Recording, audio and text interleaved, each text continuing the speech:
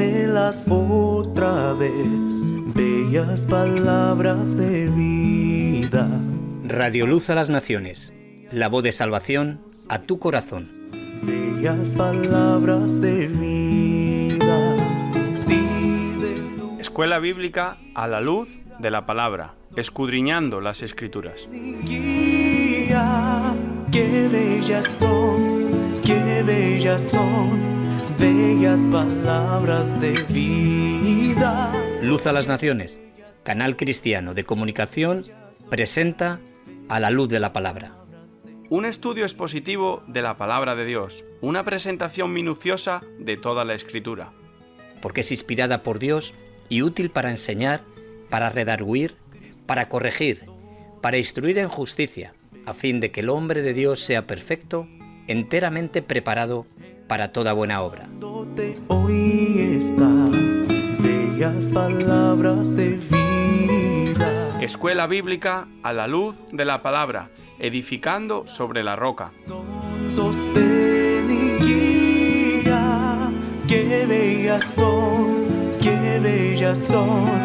bellas palabras de vida. Evangelio del apóstol Juan, por Juan Luis Vadillo. Qué bellas son, bellas palabras de vida. Hizo además Jesús muchas otras señales en presencia de sus discípulos, las cuales no están escritas en este libro, pero éstas se han escrito para que creáis que Jesús es el Cristo, el Hijo de Dios, y para que creyendo tengáis vida en su nombre. Evangelio de Juan, capítulo 20, versículos 30 y 31. Sostén y guía, qué bellas son, bellas palabras de vida. Qué bellas son,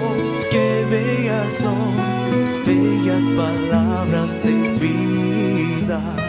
Buenos días a todos, bienvenidos. Feliz Día de la Madre a todas las madres. Que Dios os bendiga de manera especial. Y deseamos que sobre todas las cosas Dios hable en nuestros corazones, como se nos dijo, que sea a través de su palabra, y yo creo que esto es lo que nos preocupa y lo que tenemos como responsabilidad de presentar el Evangelio, la palabra de Dios.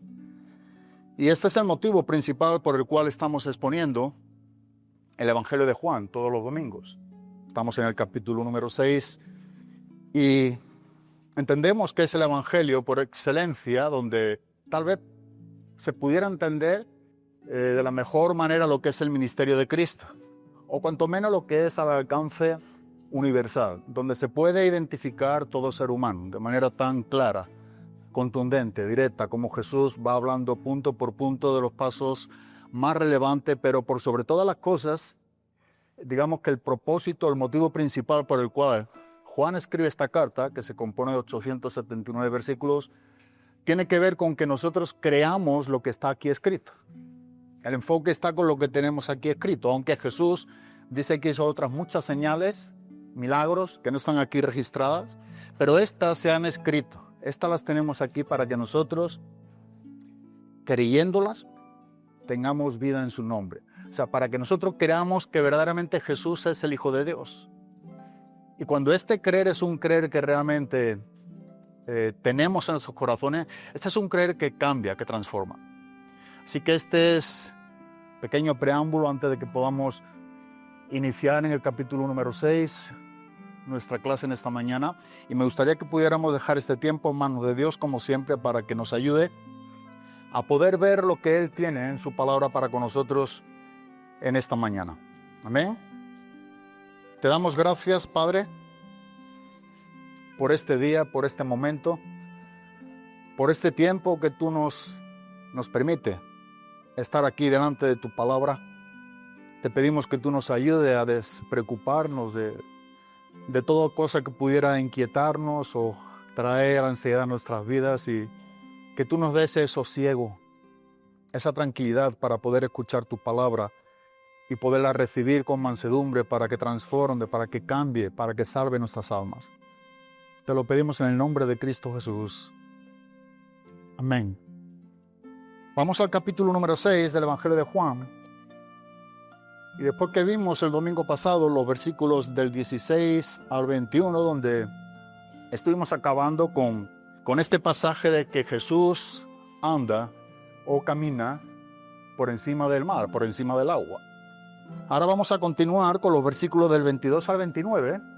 Es un pasaje, una perícopa, un texto que creo que está bien descrito, a cuanto menos lo he cortado en este versículo 29, porque me gustaría llevar al punto que Jesús mismo desea que lo tengamos, y es como está escrito a través del Espíritu Santo por medio de Juan. Entonces, ¿qué es lo que vamos a ver, no? ¿Qué título ponemos a este pasaje? Y un título que se me vino en mente, preparando un poco esto mayor parte en el avión, en este viaje de fin de semana y de regreso rápido, pero una de las cosas que creo que aquí nos está hablando de manera muy explícita es con esta multitud que ya estuvimos viendo y tratando precedentemente. Ahora, aparentemente esta multitud que estaba siguiendo a Jesús por las señales y los milagros, aparentemente como que desaparecen cuando Jesús los despidió. Recordamos que Jesús despidió a la multitud y Jesús metió en la barca, los forzó a sus propios discípulos y también se despidió de ellos, dejando en el mar de Galilea para Jesús estar a solas con el Padre en el monte. Pero esto ahora vuelve nuevamente. Yo he titulado a la multitud de los falsos discípulos vuelven a buscar a Jesús. La multitud de los falsos discípulos vuelven a buscar a Jesús. Aparentemente este sería un título bueno, ¿verdad? Honorable. Una multitud que vuelve a buscar a Jesús. Qué bueno sería esto. Pero la causa y el motivo por el cual tú y yo pudiéramos buscar a Jesús de manera individual o colectiva radica en cada uno de nuestros corazones. Es decir, nosotros pudiéramos estar aquí una multitud con el deseo de buscar a Jesús y sin embargo tener motivos distintos por el cual tú estás buscando a Jesús y por el cual yo estoy buscando a Jesús. Así que esto es lo que nosotros podemos ver. Es importante saber que posiblemente no toda la multitud estaba siguiendo a Jesús con estos motivos erróneos de solamente beneficiarse de Cristo de manera personal o de manera egoísta, de manera material. Esto es algo muy notorio hoy en día, sino que también habrían personas que estaban buscando a Jesús de manera verdadera, aunque no es lo que destaca el texto. El texto está destacando de manera generalizada a una multitud que está buscando a Jesús con motivos egoístas. Así que el título no debe de engañarnos o sorprendernos. Nosotros debemos saber en base a qué está este título. Y la respuesta la encontramos en el mismo pasaje. Estamos poniendo un título donde después de leerlo y estudiarlo saco lo que realmente está identificándose con esta porción de las Escrituras para que podamos asimilarlo de manera más sencilla y por último poder tomar algunas aplicaciones de lo que hemos aprendido, pero para cada una de nuestras vidas. Entonces aquí nos está hablando de esta multitud. Y una de las cosas que sigue haciendo Juan, cuando leemos estos versículos, que él sigue contrastando la respuesta de los 12 discípulos, que fue una respuesta verdadera, honesta, al final del trato de Jesús con ellos, cuando los fuerza a irse en la barca y cuando se ven a solas en medio de esta noche, en una tormenta, y cuando Jesús camina por encima del agua y ellos no están identificando a Jesús, ellos están pensando que inclusive los evangelios sinópticos dicen que es un fantasma. Jesús se presenta a ellos como el yo soy, no temáis. Pero el final que vimos el domingo pasado es muy especial. Ellos pudieron reconocer a Jesús como no antes la había reconocido. Y no solamente eso, sino que con gusto dice que le recibieron en la barca y entonces dice que verdaderamente este es el Hijo de Dios. Ese es el fin para ti y para mí también. En los momentos de tribulaciones, en los momentos de tempestad, este es el fin que Dios quiere para con nosotros. Que reconozcamos que Él siempre ha estado con nosotros, nunca hemos estado a solas. Y sobre todas las cosas, desear y reconocer que el control lo lleve siempre Cristo en nuestras vidas y no nosotros sobre nuestras vidas. Así que este fue un punto importante que nos ministró de manera muy especial, yo creo, de manera individual para quienes hayamos querido recibir este mensaje. Pero ahora Juan está contrastando esta esta acción de estos 12 discípulos con una multitud que estaba muy lejos de finalizar como los 12 discípulos habían finalizado recibiendo a Cristo. Ahora recordemos que ellos también, esta multitud, habían sido testigos presenciales de esas señales y milagros que Jesús venía haciendo en su ministerio. Dice en el capítulo 6, versículo número 2, dice, y le seguía una gran multitud. ¿Por qué? Porque veían las señales que hacía los enfermos. No solamente nos enseña la gran multitud que seguía a Cristo, sino la motivación de ese seguimiento. ¿Por qué? ¿Verdad? Aquí revela la causa por el cual esta multitud seguía a Jesús. ¿Por qué? Este era el motivo en sus corazones. Porque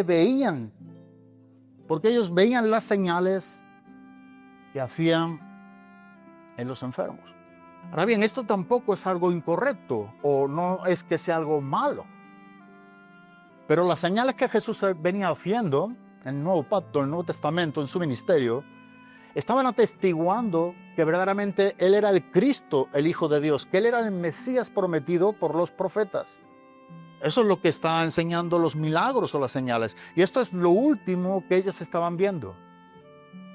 Así que posteriormente vemos desde el versículo 3 al 13 cómo Jesús multiplica esos 5 panes de cebada y esos 2 pececillos y da de comer aproximadamente a unas 15,000 personas. Bueno, esto asombró aún más todavía a esta multitud. Y es como que dijeron ellos, bueno, aquí hay seguridad para nuestro futuro. Aquí estamos con alguien quien va a suplir nuestras necesidades, quien va a abastecernos de alimento, de toda la provisión que necesitamos. Y ese es el error, seguir a Cristo por lo que Él nos da y no seguirle por lo que Él es. Esto cambia por completo la vida de cualquiera de nosotros. Y a veces está tan ligado que no siempre discernimos cuál es la causa por la que tú y yo estamos siguiendo a Cristo.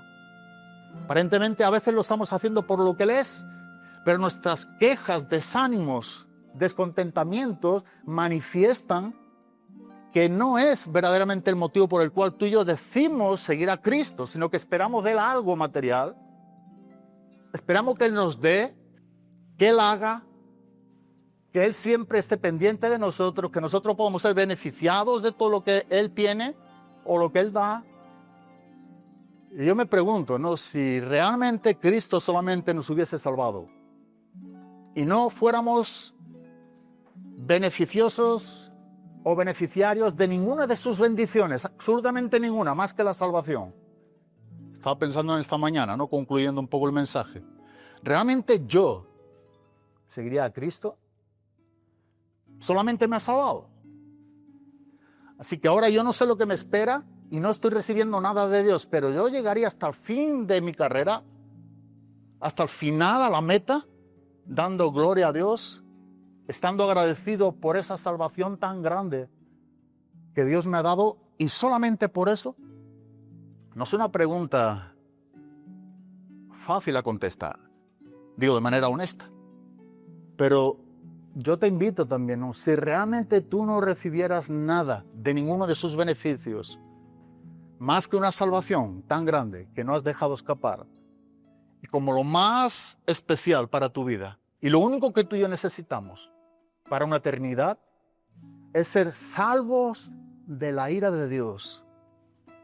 Vuelvo a repetir, lo único que tú y yo necesitamos para una eternidad es ser salvos de la ira de Dios.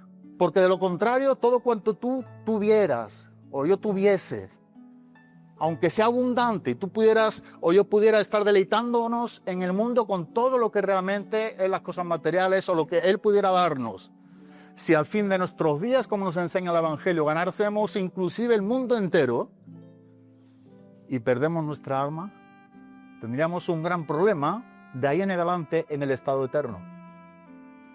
Pero un grandísimo problema. Así que yo siempre digo, nos falta meditar más y reflexionar lo que Dios nos ha dado en Cristo. Esa salvación tan grande, incomparable, inigualable. La salvación de Dios para ti y para conmigo en Cristo. Así que aun cuando ellos también habían visto estas señales milagrosas de Jesús con los enfermos, también había visto este grandioso milagro que había acontecido con esta gran multitud que alimentó Jesús de manera milagrosa, creativa, porque creo que no había. Entonces nosotros vemos que en lugar de responder a estos discípulos en adoración, como hicieron los 12, por eso Juan está contrastando ahora en medio del pasaje que venimos viendo, que mayormente trata de que Jesús es el pan de vida. Pero en lugar de responder en adoración verdadera, como vimos con los discípulos, con los 12 discípulos, ellos respondieron con egoísmo, ellos respondieron con avaricia, ellos respondieron no mirando a Cristo, sino mirándose a sí mismos. Esa fue la respuesta de ellos, mirándose hacia sí mismo.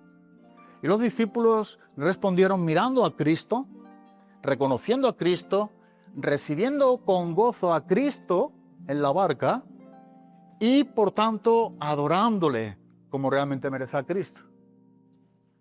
Esto no es lo que hicieron esta multitud. Dice en Mateo capítulo número 14, en el versículo número 33, entonces los que estaban en la barca, quien eran los 12, vinieron y le adoraron diciendo verdaderamente eres Hijo de Dios. Ahora, con esta verdad, nosotros acabamos en nuestro pasaje anterior que estuvimos tratando con unos discípulos verdaderos que reconocen a Cristo y le adoran. Pero como Jesús después empieza a tratar con esta multitud que no reconocen a Cristo ni le adoran, sino que van buscando sus propios beneficios. ¿Sabe? A diferencia del cristiano que está contento y satisfecho con lo que Cristo es y no con lo que da, es que no se queja. Cuando tú escuches a alguien quejándose, siempre ten pendiente una cosa. Algo que nos falla, entre otras cosas, que pudiera ser esa queja, es que lo último que tiene es contentamiento con Cristo. Esa queja radica en un desconformismo, en un desagradecimiento a Dios. Por eso hay esa manera de arrogantemente y atrevidamente quejarse contra Dios, ¿verdad? Porque no está satisfecho en Cristo, porque quiere lo que otros tienen, porque busca lo que Dios ha dado tal vez a tu hermano y todo lo ha dado a ti.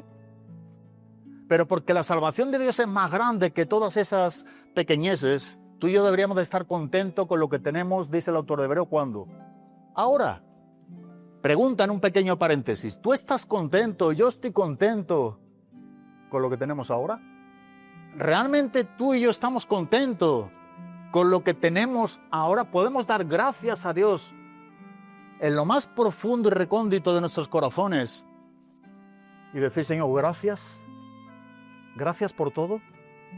Estoy satisfecho cada día con lo que tú eres y no con lo que tú me das solamente.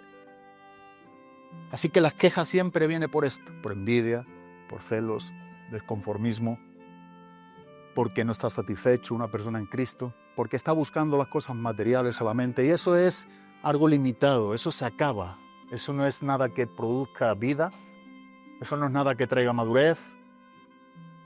Así que nosotros vemos de esta manera como Jesús está tratando con esta multitud.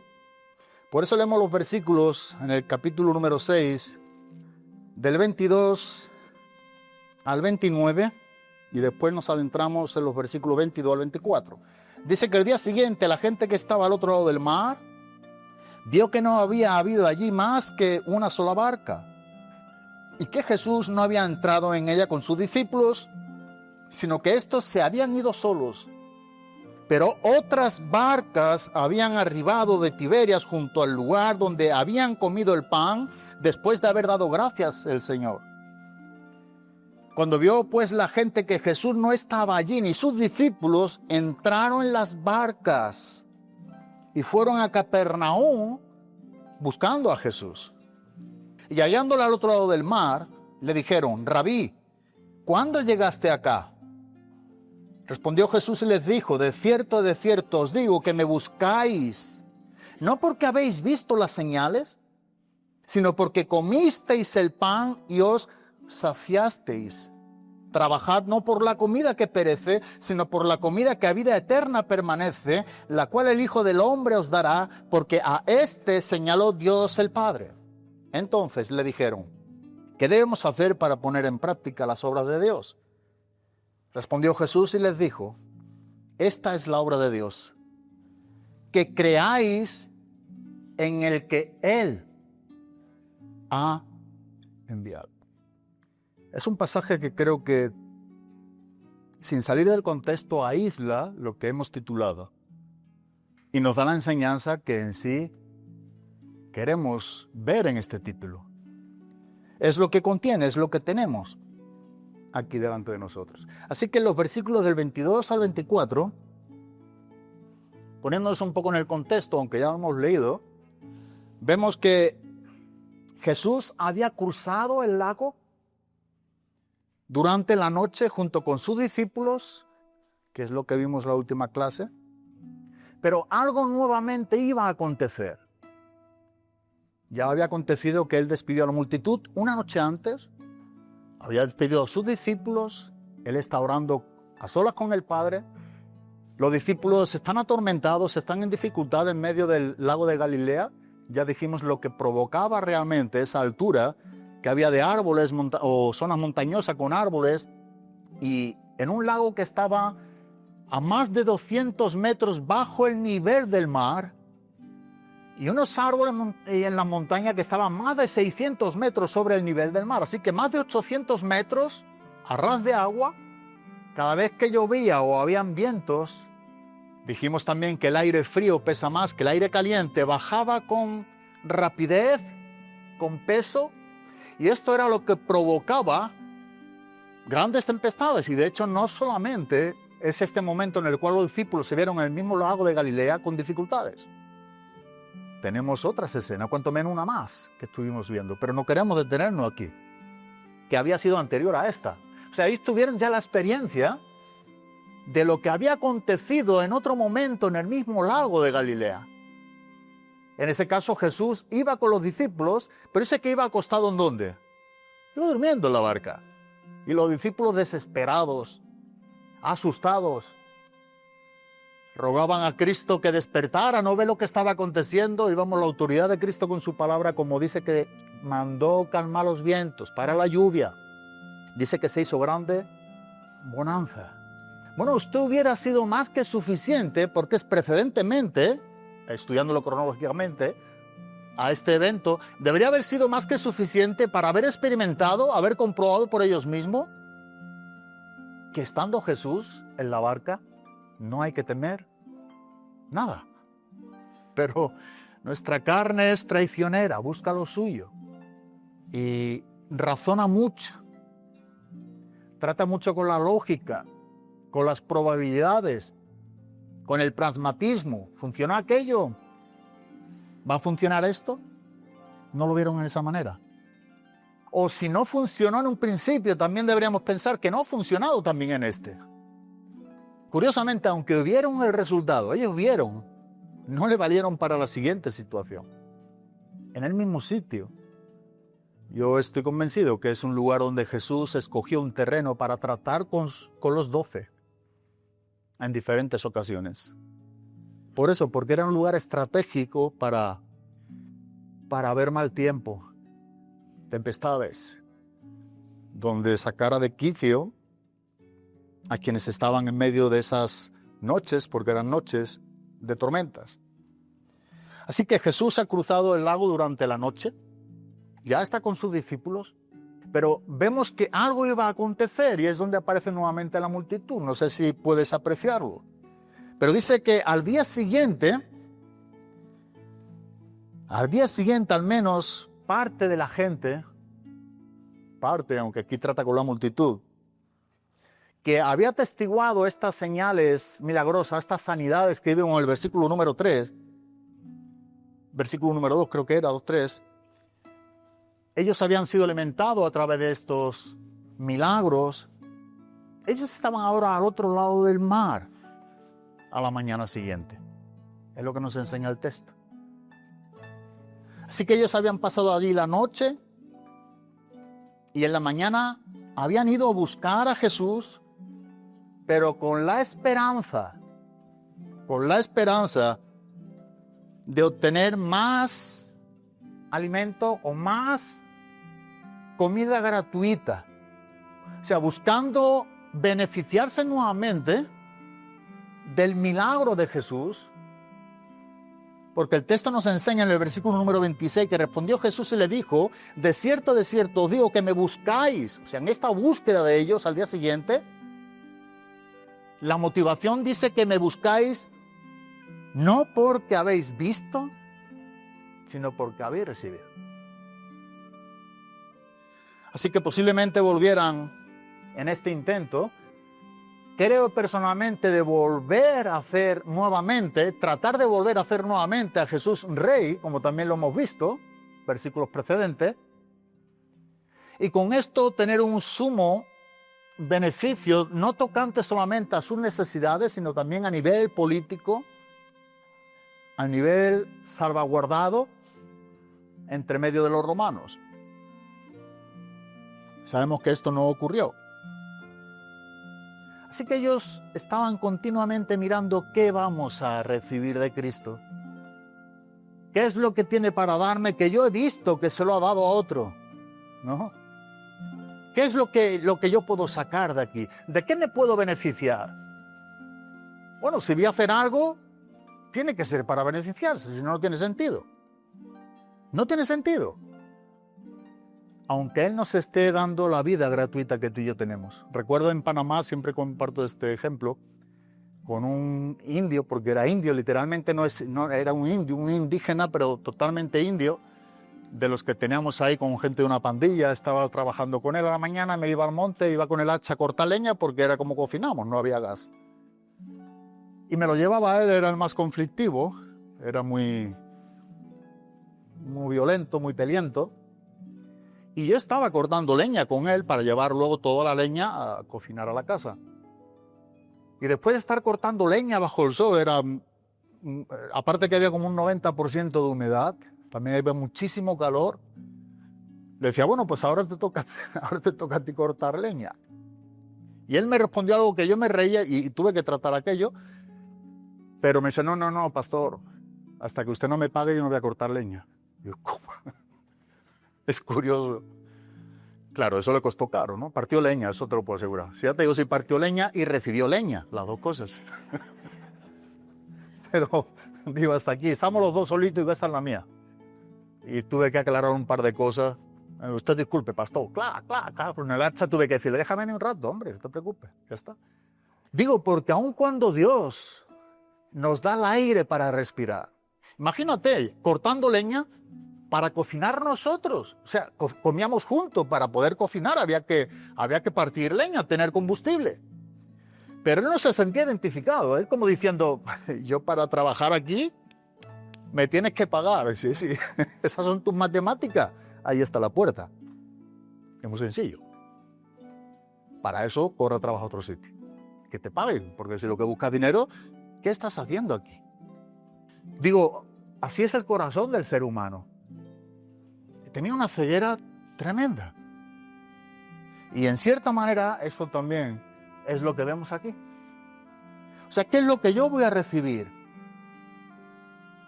¿Qué es lo que Él me va a dar? ¿Qué es lo que yo voy a obtener? Pero es curioso porque el pasaje, ellos se dieron que poco a poco algo extraño estaba ocurriendo. No sé si notas.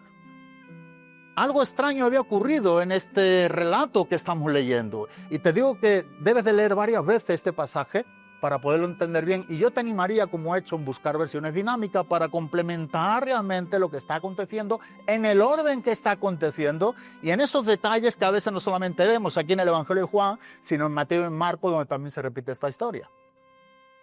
Pero ellos se dieron cuenta de que algo extraño había ocurrido. ¿Y qué es lo extraño?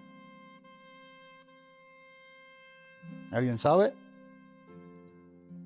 Observación. Ellos estaban viendo que no era normal, que no era normal lo que realmente estaba aconteciendo, porque el pasaje que hemos leído dice que no había habido allí más que una sola barca. Y ellos sabían que Jesús no se había montado con sus discípulos en la barca. Sin embargo, luego saben que Jesús estaba con sus discípulos al otro lado del mar de Galilea, a la parte occidental. Entonces, claro, aquí ha acontecido algo.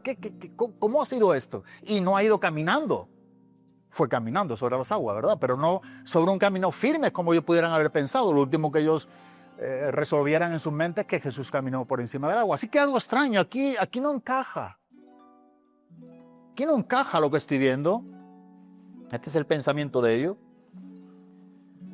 También sabían, como nos enseña el texto, que Jesús no había entrado en ella con sus discípulos. Dice el texto, sino que estos se habían ido solos. Y yo cuando leo esto me llama la atención, porque trato de ver cómo es que ellos están resolviendo esta escena. Claro que hay algo extraño que no están encajando.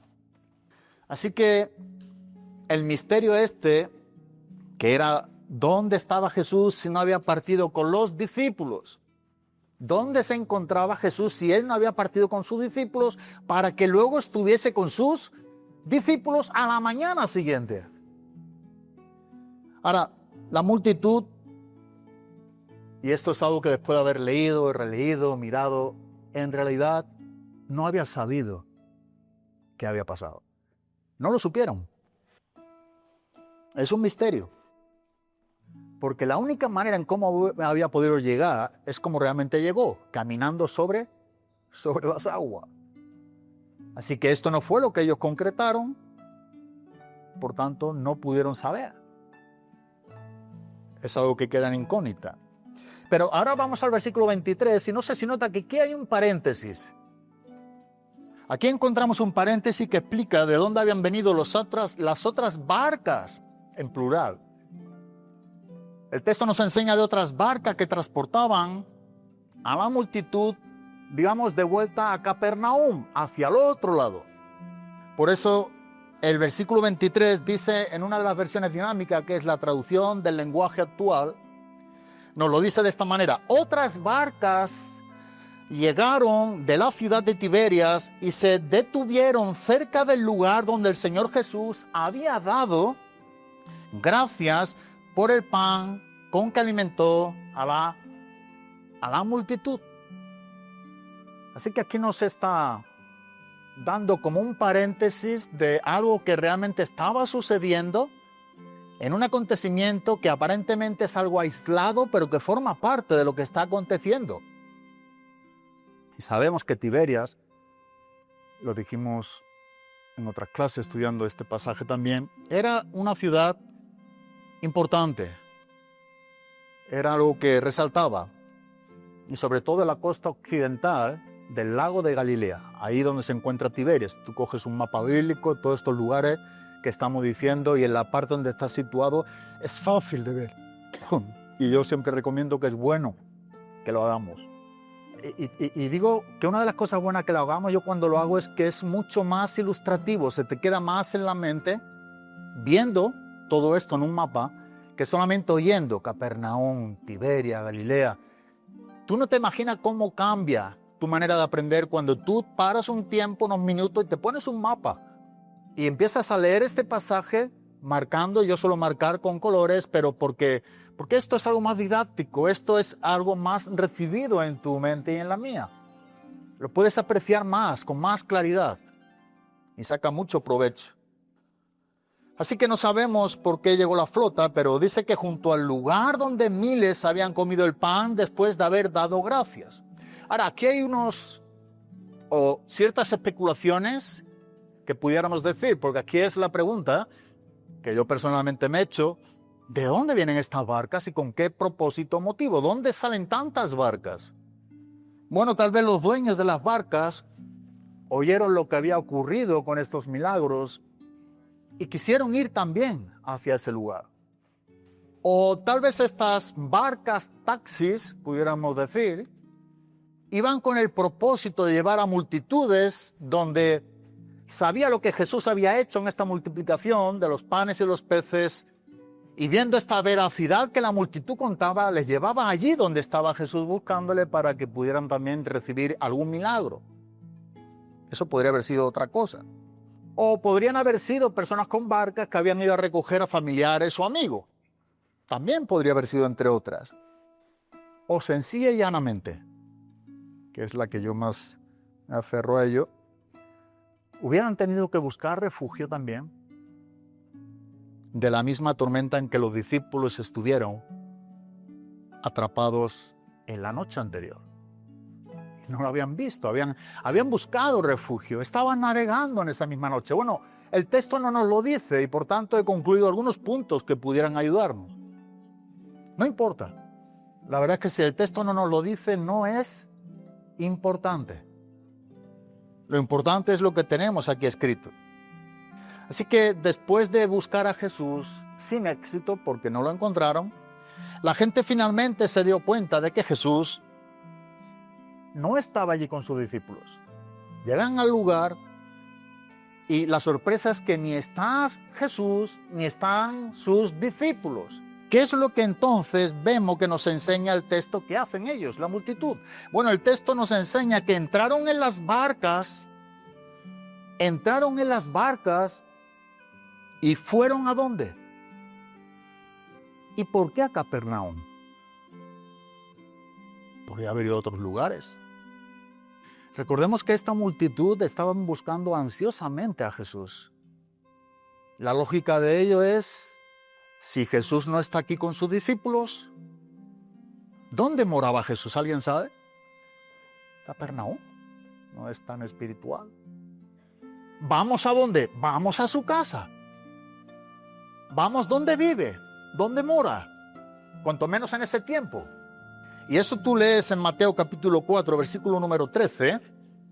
Dice, dejando a Nazaret, vino y habitó en Capernaum, hablando de Jesús, ciudad marítima en la región de Zabulón y Neftalí.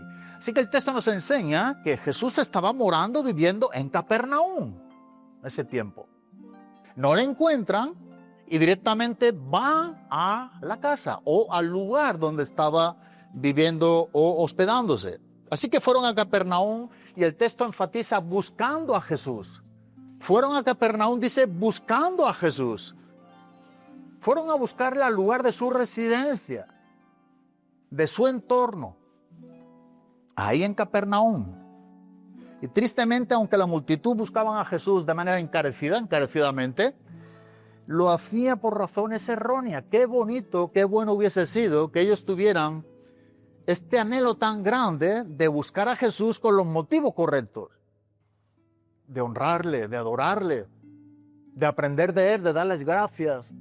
Qué bueno hubiese sido este tipo de actitudes en el corazón de esta multitud, pero no es lo que vemos que se movía en el corazón de ellos. Ellos no estaban interesados en nada en este tipo de adoración, de reconocimiento. No es lo que vemos nosotros, que nos enseña el pasaje.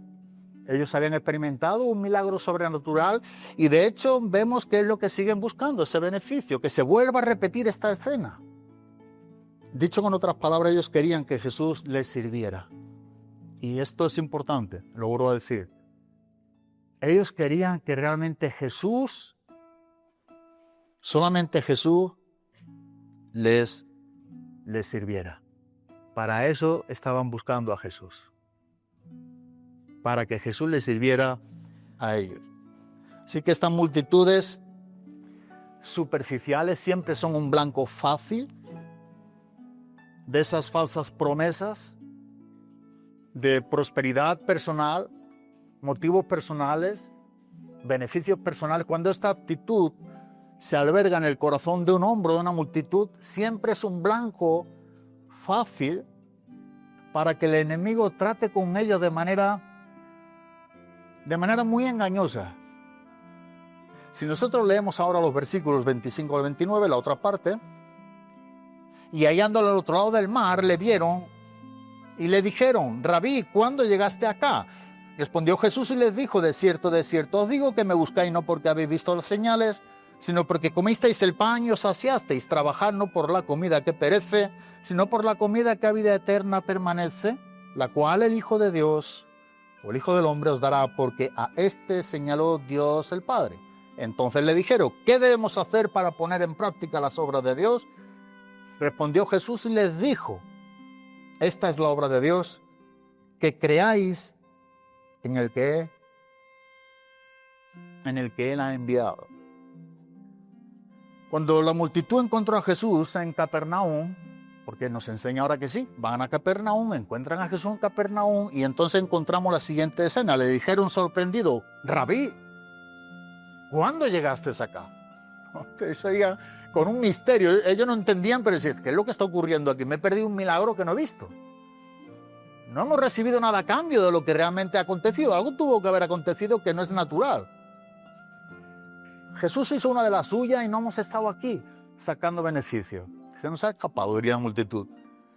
Así que nuevamente, ¿cómo has llegado? ¿Qué estás haciendo aquí? ¿Cuándo llegaste acá? Ahora, como ya hemos visto, ellos sabían que Jesús no había salido con sus discípulos. No había partido con ellos en la barca. Tampoco podía haber caminado hasta Capernaum. Eso también lo entendemos. Sin que ellos lo hubiesen visto también. Había otra manera, no necesariamente, pero podría haber montado con otra barca. Lo habrían visto. Estamos hablando de una noche siguiente. No estamos hablando de muchos días. Esto es importante para identificar y sacar la interpretación correcta. El tiempo siempre es importante. A veces encontramos un tiempo no específico, un tiempo bastante separado, como vimos al principio de este capítulo, que podría haber sido 1 año, 6 meses, entre el capítulo 5 y 6. Pero aquí nos enseña a la mañana siguiente. Entonces todos estos relatos que estamos viendo eran consecutivos, eran cercanos, eran frescos. Ellos no lo habían visto. Entonces, ¿cuándo? ¿Cómo llegaste acá? Y aunque lo habían encontrado, porque esta es una verdad por la cual están preguntando, el misterio de cómo había llegado siempre quedó como una incógnita. Jesús nunca se los dijo, es curioso, pero no se lo dijo adrede. Vemos que Jesús no le responde. Era fácil de responder. Sí, me fui con los discípulos caminando sobre el agua. ¿Cómo? Sí, por lo que hizo. Pero no se lo dijo.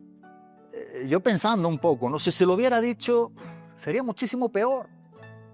Porque era así que lo volverían a coronar o tratarían de hacerlo, no se despegarían de él, porque entonces ve mucho más de lo que podrían recibir.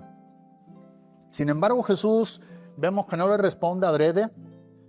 Y justo el día anterior, cuando sabemos, el día anterior recordemos que habían intentado hacerle rey. Es que no hay más tiempo de intervalo. Ya habían hecho el intento de hacerle rey. Y estaban haciéndole rey, intentándolo hacer rey por las fuerzas. Precisamente después de que los alimentó milagrosamente. Esto nos interesa, dirían ellos. Así que vemos que Jesús no tiene compromiso con los falsos maestros o con los falsos discípulos. Nunca se compromete con ellos. No son verdaderos, no son genuinos. Son buscadores solamente de emociones. Y Jesús nunca toma ese compromiso con estos buscadores de emociones. Jesús nos revela cierto tipo de cosas. No voy a decir, no voy a responder aquello que simplemente estáis buscando por motivos egoístas. Nunca lo vais a saber, con otras palabras. No quiero deciros. Es lo que vemos aquí a Jesús tratando con ellos. Si tuviéramos que ver algunos versículos, dice en el Salmo 25:14 que la comunión íntima con Dios es con los que le temen. Y aquí separa a la multitud de quienes no son, con aquellos quienes siendo un grupo más pequeño sí son. Es con los que le temen y a ellos, dice, les hará conocer su pacto. Así que separa a ellos. Y es lo que también vemos aquí, pero es en el Proverbio capítulo número 3, versículo número 32, libro de Proverbios. Dice, porque Jehová abomina al perverso, mas su comunión íntima. Jehová abomina al perverso, mas su comunión íntima Dice que es con los justos. Aquí no hay mismo beneficio para unos y otros. Aquí hay un beneficio espiritual solamente para los justos. Para los que buscan esa comunión íntima. Y no aquellos alimentos, o qué es lo que me da, qué es lo que voy a tener, por qué estoy, por qué hago. No, ellos no ven nada espiritualmente, ellos están engañados, un blanco fácil del enemigo. La riqueza espiritual la está recibiendo quienes están teniendo una comunión íntima con Él. Y de hecho, mira cómo vimos en Juan capítulo número 2, en el versículo 23, que estando, dice en el versículo 23, en Jerusalén, en la fiesta de la Pascua, muchos creyeron en su nombre viendo las señales que hacía, pero Jesús mismo no se fiaba de ellos. ¿Por qué? Porque conocía a todos y no tenía necesidad de que nadie le diese testimonio del hombre, pues él sabía lo que había en el hombre. Él conoce, él sabe. Él estaba viendo esos motivos egoístas de esa búsqueda, aunque sonaba muy bonito. Y aparentemente era algo muy honorable, ¿verdad? La búsqueda de Jesús. Ahora bien, la encontramos. Pero ¿qué es lo que querían? ¿Qué es lo que ellos querían? No, Jesús está ignorando esta pregunta superficial. Algo que no es importante, es irrelevante. Jesús ignora este propósito por el cual ellos se movían y trató el asunto más profundo de esos motivos personales que ellos no estaban destapando. O sea, realmente lo que movía a esta multitud de buscar a Jesús nunca lo dijeron. El texto no lo dice, pero tras ellos había dentro de ellos este tipo de engaño, este tipo de acción que les motivaban seguir a Jesús, buscar a Jesús, estar con Jesús, pero siempre pendiente qué es lo que Él me va a dar, qué es lo que voy a recibir. ¿Sabe qué es lo que recibió Jesús por ti y por mí? La ira del Padre. Eso fue lo que recibió Él.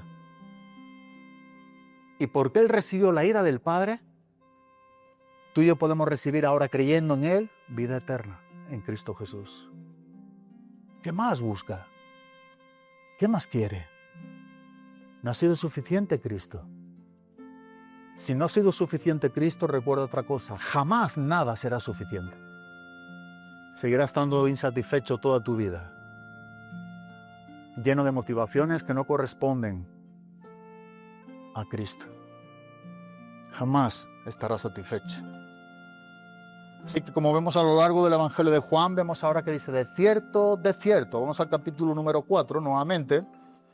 Respondió Jesús y les dijo: de cierto os digo que me buscáis, pero no porque habéis visto el motivo de las señales o los milagros, sino simplemente por la comida, por lo que os interesa, por lo que es para vosotros mismos. Así que expone una verdad importante, y esto lo vemos a lo largo del Evangelio de Juan en diferentes lugares: de cierto, o amén, amén, os digo, en verdad os digo. O sea, quería acentuar y quería dar énfasis al texto diciendo que esta es la verdad por la que me estáis buscando. Esta es la verdad. De verdad os digo. No os engañéis. Este es el motivo por el que me buscáis. Quiere dar algo de relevancia, con peso. Esto es solamente el motivo de tu búsqueda o de vuestra búsqueda. Así que es por ello que la reprensión que vemos aquí de Jesús a través de este texto realmente puso al descubierto esos corazones, esas motivaciones egoístas, materialistas, codiciosas. Dice: me buscáis no porque habéis visto las señales, sino porque comisteis el pan y os saciasteis. Estaban tan ciegos por sus deseos superficiales como objetivo de esa comida que querían recibir y que habían recibido, de ver esos milagros, que realmente ellos no vieron la importancia espiritual de la cual ellos necesitaban y que Cristo estaba mostrando con respecto a Él, su persona, y su misión.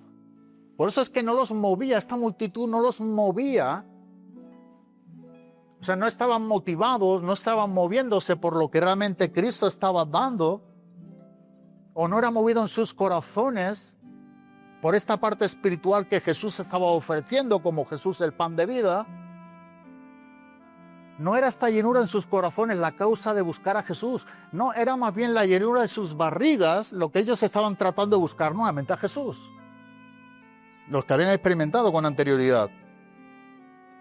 Así que aunque habían visto estas señales, ellos no entendieron o no captaron las implicaciones de esas señales. El propósito de las señales espirituales. Pero es curioso, después de alimentar a la multitud, y esto es algo que nosotros vimos, pero es algo importante, ni siquiera los 12, cuando fueron alimentados esa multitud, ni siquiera los 12 habían visto realmente el propósito de esa señal. En Marcos capítulo 6, versículo 52 nos dice que habían entendido, hablando de los discípulos, ni siquiera estos 12 habían entendido lo de los panes, dice, por cuanto estaban endurecidos en sus corazones, así que ellos tampoco. Pero ellos marcaron una diferencia posteriormente. Estos no. Aunque ellos no comprendieron la realidad de lo que es tener a Dios en medio de ellos, sino hasta después que Él caminó sobre las aguas. Es entonces que dijeron, verdaderamente, como hemos visto, eres hijo de Dios. Así que Jesús está tratando aquí con una multitud que se esconden tras unas apariencias engañosas, egoístas, mostrando un seguimiento que realmente no es el que es motivado por sus corazones. Así que nosotros vemos que Jesús reprendiendo de manera fuerte, porque el texto enfatiza en cómo estaba reprendiendo a esta multitud del propósito por el cual le buscaban, la motivación de esos corazones, con esa manera tan insensible que ellos tenían frente a Jesús, o de poder conocer esa verdad espiritual que Jesús venía ofreciendo. No se identificaban con nada de todo ello. Ellos están buscando más bien una vida cómoda, una vida materialista, una vida sin esfuerzo, en lugar de trabajar, como nos enseña el texto, por la comida que perece, que es la comida física que ellos buscaban. Jesús los exhortó a ir en pos de Él, dice, de una comida que a vida eterna permanece, que sabemos que es Jesús. De ahí en adelante trata con el contexto ahora de Jesús es el pan de vida, lo que permanece, ese alimento espiritual. Ahora, esto no quiere decir que a Jesús no le interesara el alimento físico. Lo que Jesús está tratando de enseñar que hay algo más importante que eso, y es el alimento espiritual. Es algo que va acompañado, pero lo relevante no es lo físico, es lo espiritual. Y cuando vamos a Mateo en el capítulo 4, versículo número 4, cuando Jesús está siendo tentado en el desierto por Satanás, Él usa un pasaje de las Escrituras de Deuteronomio capítulo número 8. Y cuando le está diciendo literalmente que no solo de pan vive el hombre, sino de toda palabra que sale de la boca de Dios.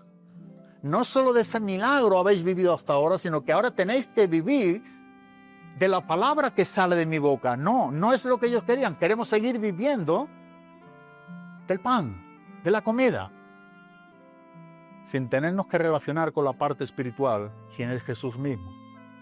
Solo sus beneficios.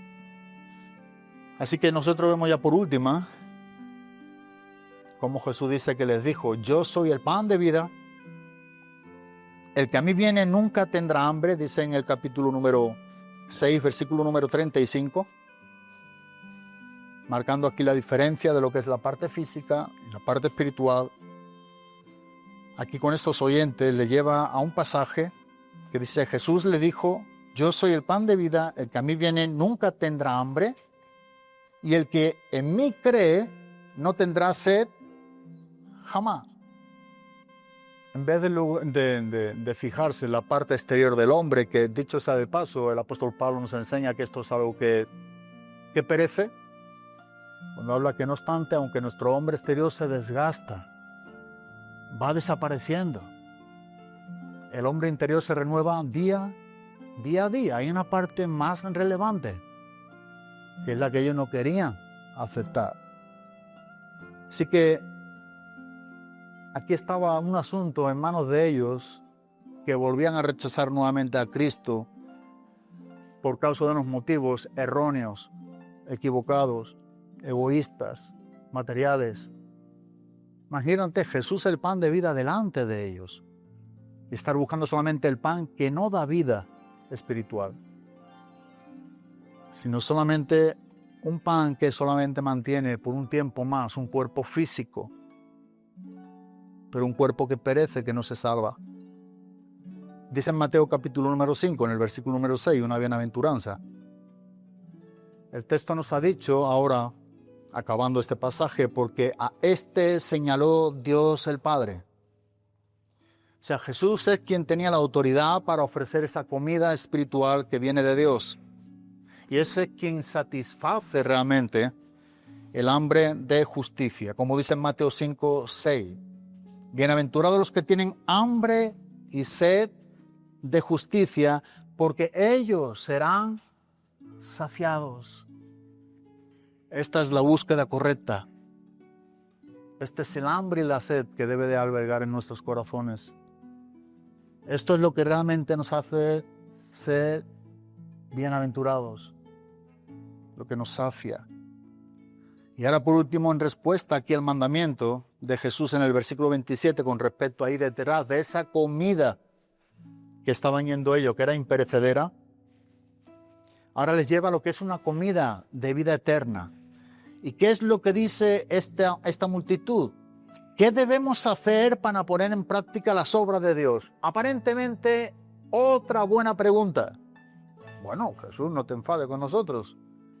¿Qué es lo que tenemos que hacer para hacer la vida eterna? Para recibir la vida eterna.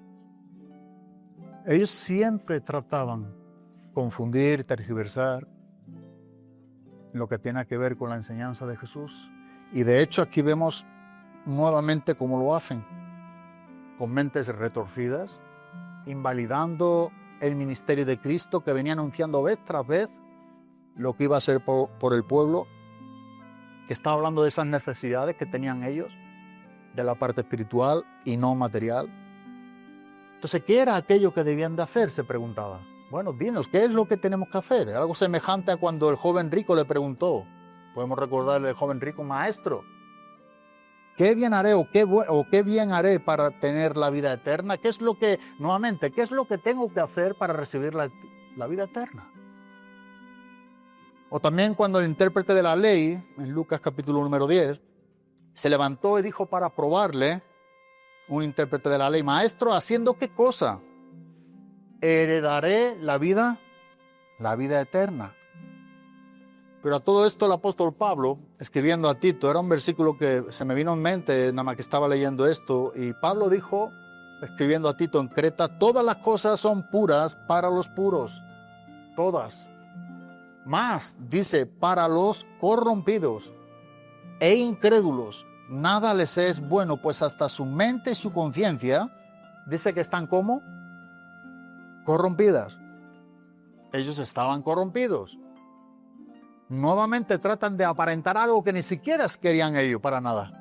¿Qué es lo que tengo que hacer? Bueno, está en mí, yo soy el que tiene que hacer algo. Venga, ¿qué es lo que tengo que hacer para yo merecerme la vida eterna? Que es lo que enfatiza el texto, que yo merezco la vida eterna por lo que voy a hacer. Ahora dime qué tengo que hacer para yo salvarme a mí mismo, con pocas palabras, y invalidar lo que tú has venido a hacer por nosotros.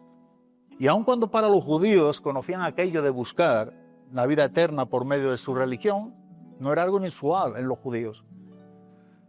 Ellos concluían muchas veces de esta manera: aún en medio de todo ese pensamiento, la verdadera salvación no es por obras, pero sí es para buenas obras.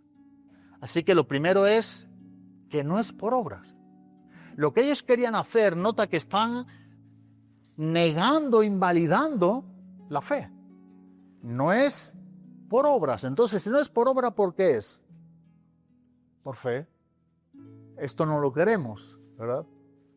Y entonces cuando esto está en la manera correcta delante de Dios, entonces es para buenas obras de las cuales dice que Dios preparó de antemano para que anduviésemos en ellas. Hay un pasaje que nos aclara entre muchos pasajes esta verdad de la salvación. Pablo escribe a los cristianos en Éfeso en el capítulo 2 y en los versículos del 8 en adelante hasta el versículo número 10. Explica esto en el orden correcto, porque por gracia sois salvos por medio de la fe. Primer punto. Y esto no de vosotros, no puedes hacer nada para obtenerlo más que creer lo que Dios ha hecho por ti. Y esto no de vosotros, pues es don de Dios. Y no es por obras. Nota que aquí dice que ¿qué obra tengo que hacer para ser salvo? Venga, ¿cuándo empiezo? Pero no es por obra para que nadie se gloríe. La gloria única de la salvación le corresponde a Cristo. Son por sus únicos méritos.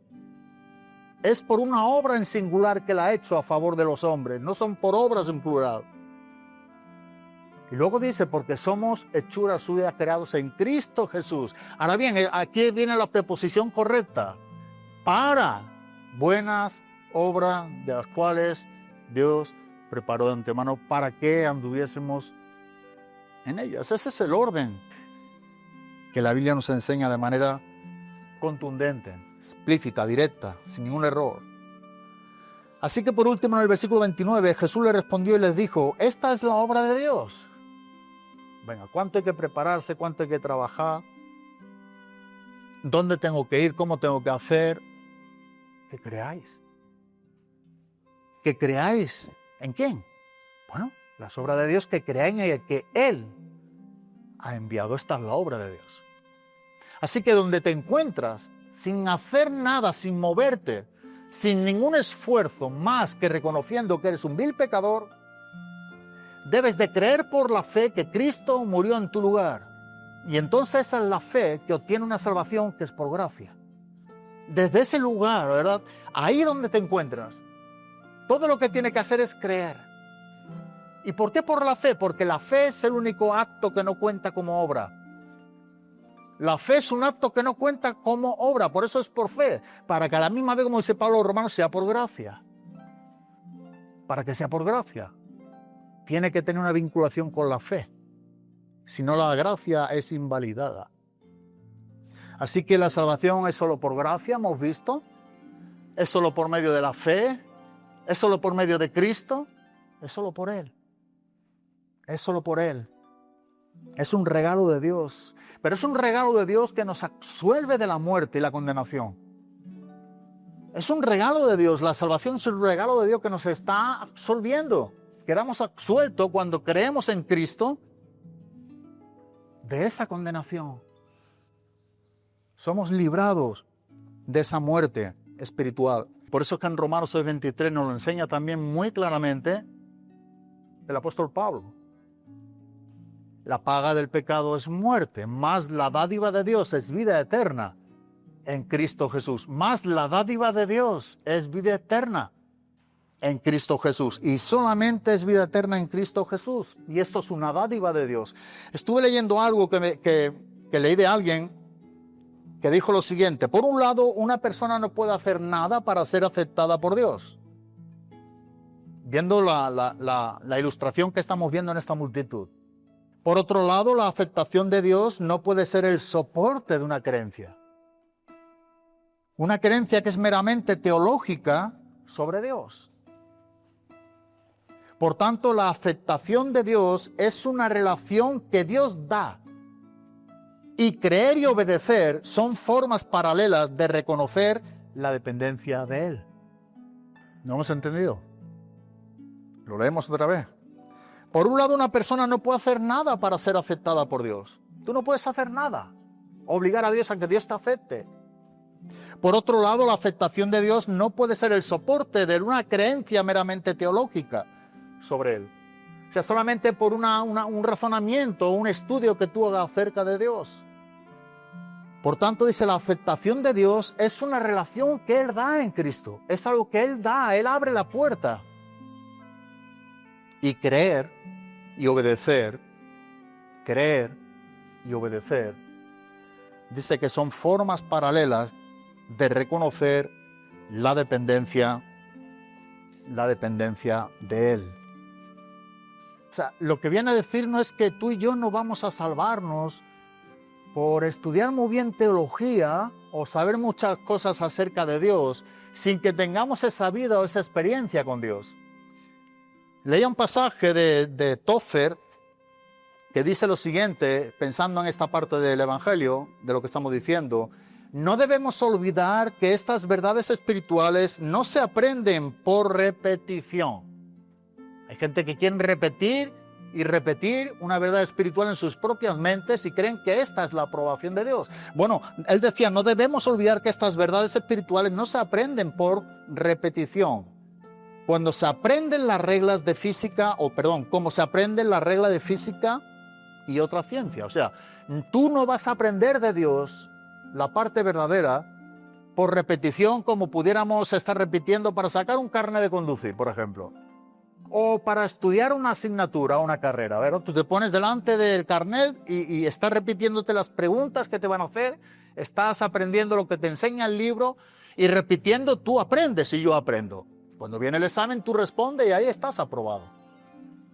Pero con Dios no es de la misma manera. No se aprende por repetición. Entonces, ¿cómo se aprende? Él decía, las verdades divinas se aprenden por experiencia.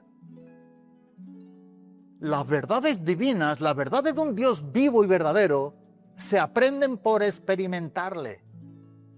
De esa no te olvidas. Ya te digo yo, tú lo sabes. Por eso cuando tenemos muchos dilemas en nuestras mentes, estamos en problemas y a veces confusos, ¿de qué hablamos? De lo que ha acontecido un día con nosotros, de una experiencia que tuvimos con Él. Esas no se olvidan. Esas están en nosotros. Es como aprendemos del Dios de la Biblia. Dice que las verdades divinas se aprenden por experiencia, sintiéndolas antes de poder inclusive saber lo que son. O sea, experimentamos esa verdad antes inclusive de conocer en verdad o en profundidad esa verdad. Hemos experimentado ya con Dios. Y esas verdades de la Biblia no se aprenden por repetición. O sea, no es un esfuerzo intelectual tuyo y mío. No estamos aprendiendo, como él decía, física o matemática o cualquier otra asignatura. No es como estudiamos a Dios. A Dios debemos de creerle, experimentarle. Es un creer que experimenta la verdad de Dios. Dicen que aunque la multitud siguió a Cristo por un poco de tiempo, porque es verdad lo que vemos, incluso cruzaron también el lago de Galilea para encontrarlo, a la larga nosotros vemos que mostraron que no eran verdaderos seguidores. Esta multitud, si tú vas al Evangelio de Juan, capítulo 6, versículo 63, y con esto acabamos, dice: el Espíritu es el que da vida, la carne para nada aprovecha, las palabras que yo os he hablado son espíritu y son vida, pero hay algunos de vosotros que no creen. ¿Quiénes son esos algunos? La multitud. Ahí está, la multitud. Y después de todo el sermón que Jesús está dando sobre su persona, el enviado del Padre, la obra de Dios, creer en el que Él ha enviado, después de repetirse muchas veces lo que Jesús les estaba diciendo, no lo experimentaron. El texto nos enseña, dice que hay algunos de vosotros que no creen. Porque Jesús sabía desde el principio quiénes eran los que no creían y quién le había de entregar. Y dijo: por eso os he dicho que ninguno puede venir a mí si no le fuere dado el Padre. Y dice en el 66, entonces o desde entonces, muchos de sus discípulos volvieron atrás, ¿sabes? Y ahora sí que se aparta esta multitud. Volvieron atrás y ya no andaban con Él.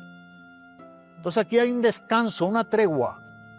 Después de lo que Jesús ha tratado, que no hemos visto todo el capítulo, entonces esta multitud abandona a Jesús. No nos interesa. Lo que pide de nosotros no estamos dispuestos a dárselo. ¿Y qué es lo que Dios pide de nosotros? Nuestras vidas, nuestras miserias, nuestro corazón, nuestro gobierno, nuestro señorío. Ellos no estuvieron dispuestos a dárselo. Así que tengo 5 preguntas sencillas para poder aplicar este pasaje de lo que hemos visto en los versículos de 22 al 29. Y una pregunta que creo que también hemos tenido a modo comentario. Pero, ¿cuál es la motivación la motivación verdadera que tú y yo sabemos que hay en nosotros de seguir a Cristo. O sea, ¿qué es lo que realmente, siendo honesto contigo sin responder, tú puedes decir por qué sigo a Cristo y no dejar de seguirle? ¿Cuál es la motivación? ¿Qué es lo que te mueve? ¿Qué es lo que me mueve? ¿Qué es lo que nos mueve? Seguir a Cristo. Aún a pesar de situaciones, de adversidades, o aún a pesar de otras posibilidades que el mismo mundo nos ofrece, pero rechazamos y negamos porque hemos tomado un compromiso con ese Cristo, porque entendemos que es lo mejor. Entonces, ¿qué es lo que nos mueve? ¿Qué es lo que nos motiva a nosotros por seguir a Cristo a pesar de? Bueno, tú y yo sabemos. La segunda pregunta realmente es por quién es o por lo que da. ¿Realmente es por lo que Él es o por lo que Él da? Tercera pregunta, ¿seguirías a Cristo en obediencia sin que ninguna de sus bendiciones llegaran a ti? Tú y yo seguiríamos a Cristo en obediencia plena, sin que ninguna de sus bendiciones, ¿la alcanzásemos? ¿Llegarán a nosotros? ¿Sería eso suficiente para vernos en un lugar recóndito, a solas, con lo básico para poder subsistir, pero adorando y dando gracias a Dios? ¿Sería Él suficiente? ¿Seguiríamos a Cristo en esa manera? Cuarta pregunta, ¿eres realmente consciente de que si no tienes a Cristo, no tienes nada? Esto es sabido, a veces se usa mucho en folletos, pero es una verdad muy grande. Si tú y yo no tenemos a Cristo, no tenemos absolutamente nada. Eres un pobre, miserable y desnudo. No tienes nada si no tienes a Cristo. Por más que pudieras pensar que tienes todo. O no, yo es que tengo. Bueno, todo lo que tú quieras tener. Pero si no tienes a Cristo, de verdad no tienes nada. Nada, absolutamente nada. Estás esperando solamente el día de tu eterna condenación. Estás esperando el momento en el que Dios te diga, hasta aquí llegaste. Se acabaron las oportunidades. Hasta aquí llegaste nada más. Y por último, la quinta pregunta, ¿eres realmente consciente? Ahora bien, a la inversa de que si tienes a Cristo, ¿lo tienes todo? O sea, ¿eres consciente realmente que si tú tienes a Cristo, recuérdate a ti mismo, lo tienes todo? Ninguna cosa te falta, dice la palabra de Dios en Cristo Jesús. Estamos completos, dice, en Él. Así que si no tienes a Cristo, no tienes nada. Y si tú tienes a Cristo, tienes todo cuanto tú y yo necesitamos para servirle, honrarle, amarle, obedecerle. Lo tenemos todo. ¿Por qué? Porque tenemos a Cristo. Si no tuviésemos todo, Cristo sería insuficiente. No hallaríamos satisfacción en Él. Tendríamos que estar buscando otras cosas como el mundo sigue buscando en otras alternativas. No, pero con Cristo lo tenemos todo. Todo. Para seguir en este tiempo que nos reste, en tu carne, en mi carne, sirviéndole, amándole, adorándole. Lo tenemos todo lo que necesitamos. Apreciemos de verdad nuestra salvación. Aprecia la salvación que Dios te ha dado si eres cristiano. Pero si no eres cristiano, recuerda, no tienes nada. Tus días van pasando y pudiera ser el último tiempo de tu vida. La pregunta es, ¿dónde vas si mueres en Cristo? Y yo te lo voy a decir, y aunque parezca un poco duro, es la verdad, y te la digo con amor, al mismo infierno, a la condenación eterna, que dice que tiene preparado Dios para el diablo, sus ángeles y para todos aquellos que no se hayan escrito en el libro de la vida. Eso es amar a las personas, decir la verdad de lo que Dios dice. No te lo digo yo te repito lo que Dios dice. Abre tus ojos y ve realmente la condición en la que te encuentras de verdad delante de Dios en esta mañana. No lo cierres espiritualmente y sigas mañana me levanto, sigo poniendo un azulejo, sigo yendo al camión, sigo haciendo un recado. No tienes nada, estás esperando tu eterna perdición. Y el tiempo se te va acabando segundo tras segundo, día tras día. A todos por igual. Y si no miremos, no. Yo cuando vine a Reto era un crío, era un joven. muy joven. Pero tengo 55 años, en poco tiempo. Han pasado, pero es que para ti también han pasado. La cosa es, los años han pasado para con nosotros, dónde nos encontramos, cómo nos encontramos. Porque si tú y yo tenemos a Cristo, vamos a seguir hasta el último día, teniéndolo todo y esperando lo mejor que está por venir. Estar en su presencia y disfrutar una eternidad junto a Él, de sumo gozo, contentamiento, adoración. Sé sincero contigo mismo. No pierdas el tiempo. No sigas como estás yendo sin Cristo. No seas blanco fácil para el enemigo. Arrepiéntete y cree en Cristo. Esa es la obra de Dios, que creamos en el que Él ha enviado. Eso es todo cuanto tú y yo debemos de hacer. Así que si te preguntas en esta mañana cómo esta multitud, bueno, ¿qué debo de hacer para llegar a esa vida eterna? Pues Jesús nos responde lo mismo que la multitud. Creer en el que el Padre ha enviado. De cierto os digo, el que oye mi palabra y cree al que me envió, tiene vida eterna y no vendrá a condenación, mas ha pasado de muerte a vida. Que esto sea una realidad en cada uno de nosotros. Amén.